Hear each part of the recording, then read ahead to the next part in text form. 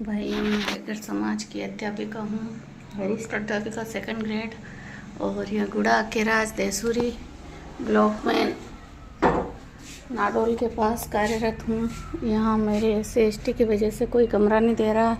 और यहाँ हाईवे पर होटल के पास में एक वैष्णव ने कमरा दिया, वो भी जब गांव के लोगों ने, स्टाफ वालों को पता चला तो उन्होंने मुझे यहाँ से भी कमरा खाली करने के लिए कहा। और जहाँ मैं नौकरी करती हूँ गुड़ा के राज में, वहाँ पर एक नारायण कुखेल पर उसके यहाँ खाना बनाने की वाले के यहाँ कमरा लिया। वहाँ पे भी मुझे कमरा एक रात में ही खाली करवाया।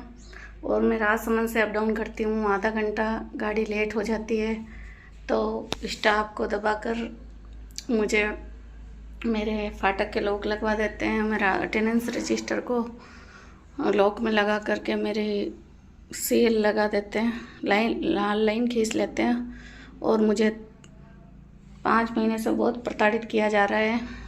और यहाँ से गुड़ा के राज 6 किलोमीटर का सुनसान एरिया है अंदर, जो वहाँ पर कोई सुबह सुबह साधन नहीं मिलते हैं। और पहले कोई टीचर लिफ्ट देते थे, उनको भी लोगों ने भड़का करके, और BJP RSS के लोग मुझे जब से नौकरी लगी है तब से ही नौकरी नहीं करने दे रहे हैं। और यहाँ के नेता भी BJP के, पुष्पेंद्र सिंह, PP चौधरी, ये सब मिलके बच्चों को भड़काते हैं। खेल करके बच्चे मेरी निकल उतारते हैं, बच्चों से बात नहीं करवाने दिया जाता है, मेरा पंखा बंद कर दिया जाता है, मेरी चेयर हटा दी जाती है। इतना मानसिक टेंशन दे रखा है कि मेरे चश्मे के नंबर बढ़ गए। मैं रोज़ रोती हूँ। और मेरे को मेरा नौकरी करना दुश्वार कर रखा है। और 6 महीने की सैलरी रोकती हैं। और मैं एक एकल महिला हूँ जो राजसमंद से आती हूँ। जब मैं वोल्वो गाड़ी में आती थी सुबह 7:30 बजे, वो पहले कंडक्टर मुझे बैठा लेता था और यहाँ उठा देता था। जब ये स्टाफ वालों को पता चला तो उन्होंने कहा, उस कंडक्टर को सिखाया तो मुझे ना तो राजसमंद से बैठाता है, जबकि वहाँ स्टॉपेज और लोकल सवारियाँ बैठाता, और यहाँ पे भी मुझे नहीं उतारता है। और कहता है कि ऑनलाइन टिकट लोगे तभी उतारूँगा, और तुम क्या पढ़ाती होगी लेट। SC/ST के जो मेघवाल है वो भी BJP के जो दलाल हैं, राष्ट्रीय के अध्यक्ष बने हुए हैं। और सारे मेघवाल कार्यरत है, एक देवासी और एक जनरल की अभी नई 3rd ग्रेड की अध्यापिका लगी है। और उसको सारे अधिकार दे रखे, टॉयलेट के ताला लगा रखा है, कभी सफाई नहीं करवाई जाती है। मैं बोलती हूँ तो कहते हैं कि बाहर कर लो, तुम्हारे लिए टॉयलेट का सफाई नहीं करवाएंगे, तुम्हारा बाप नहीं देता है। उसके अलावा इतनी नीच हरकतें करता है कि मेरे वहाँ जहाँ मैं कुर्सी पे बैठती हूँ वो कुर्सी भी हटवा दी जाती है।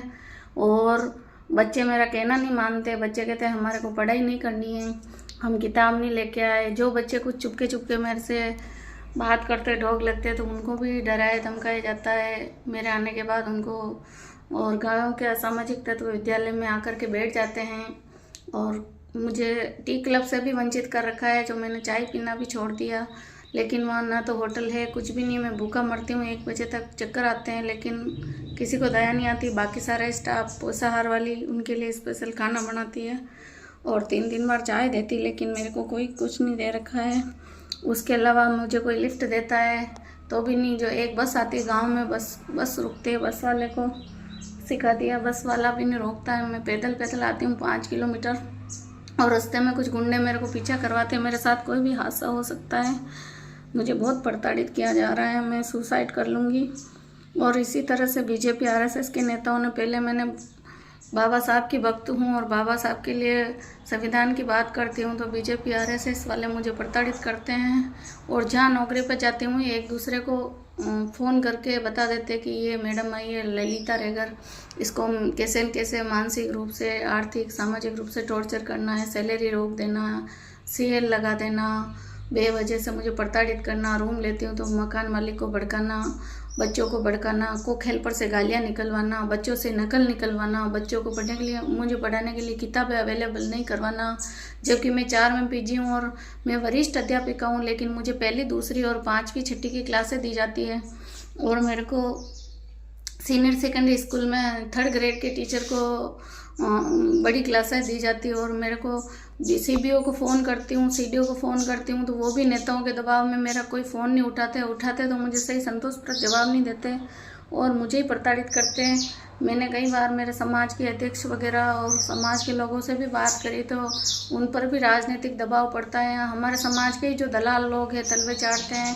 SC/ST के मेघवाल, रेगर, खटीक, चमार में SC/ST का केस भी मैंने 2-3 बार लगाया, कई बार से प्रताड़ित किया। जब से बीजेपी सरकार है मैं नौकरी में हूँ, लेकिन मेरे को AP करवा देते हैं, मुझे ही हटा देते हैं। मैं एक्शन लेती हूँ, उनके खिलाफ जांच बैठाती हूँ तो उल्टा मुझे ही प्रताड़ित करके वहाँ से हटा दिया जाता है। फिर आगे जाती हूँ तो आगे वाले स्टाफ को फ़ोन करके या सूचना देकर मेरा बायोडाटा भेज करके कि इस मैडम को 2 दिन में ही वापस हटाना, प्रताड़ित करना। इस तरह से मुझे बहुत मेंटली टॉर्चर कर रखा है।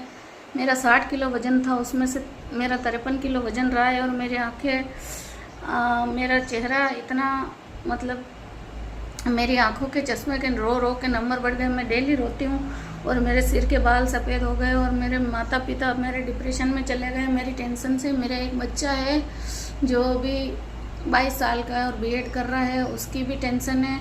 वो पहले मेरे साथ रहा था लेकिन अभी वो पढ़ाई की वजह से साथ नहीं रह पाता है। और मैंने फिर भी बाबा साहब की बात करना और अभी इनके डर से, बीजेपी सरकार के डर से संविधान की खुले बात करना छोड़ दिया। लेकिन इन कुत्तों की नज़र में मैं पहले से ही थी।